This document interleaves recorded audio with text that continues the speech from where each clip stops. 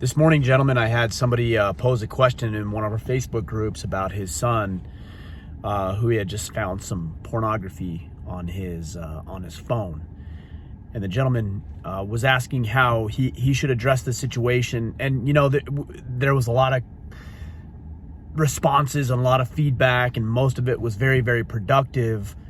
And here's one thing I would suggest, maybe a couple of things I would suggest if you run across the situation, because I've got boys of my own and I fully anticipate something along these lines happening in the not too distant future. I'm not looking forward to that conversation or that moment, but I'm sure it'll happen, because in this world that we live in, I mean, it's going to happen. The boys are going to be presented with pornography from their buddies, or they're going to type the wrong thing in the search bar and it's going to pop up.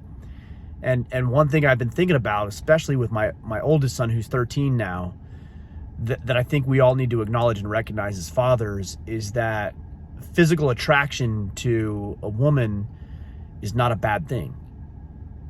And sometimes we as grown men run away from these conversations because they're uncomfortable, they're awkward. Frankly, they're not real fun conversations to have. There's other things I want to be talking about than pornography and sex and even masturbation with my children, of course. But if you're not going to do it, then somebody else is going to introduce them to it. They're going to have some dink at school who's going to show them a picture or something on the internet, or talk to them about something inappropriate. Certainly, you're going to see it in media and Hollywood and entertainment. They're going to run across something, and they're going to type in the wrong thing and see something on the internet. It's going to happen.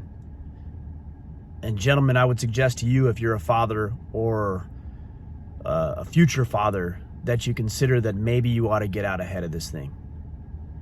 That you ought to talk with your kids about sex and pornography and masturbation as appropriate. Of course, you have to leave that to you as a father to make that decision when it's appropriate, but yours has to be the loudest voice. It's not going to be the only voice. I wish it were. I wish that whatever you said was the law of the land, and that's the way it was, and there was going to be no outside factor or influence, but it's just not going to happen. So have the conversations with your boys.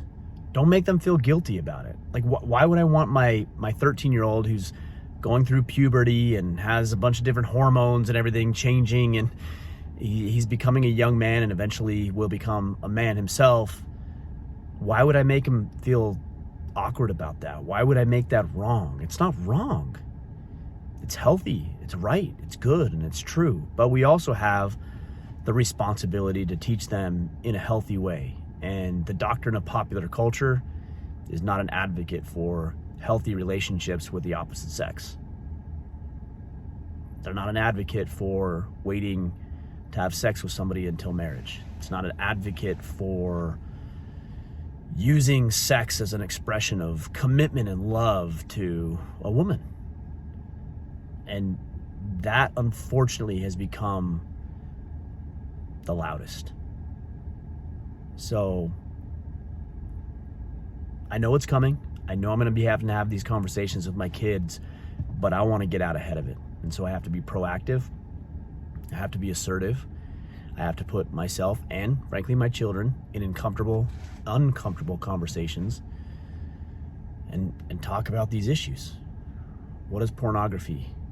What is sex? What is masturbation? Why do you feel the way that you feel? How is this good? How do we express this in a healthy way? What is an unhealthy expression? All of the conversations you've been dreading since you became a father need to be happening. It's going to happen. The birds and the bees talk is going to happen. Pornography, their exposure to it is going to happen. The only question is, are you willing to deal with it first? I hope you are.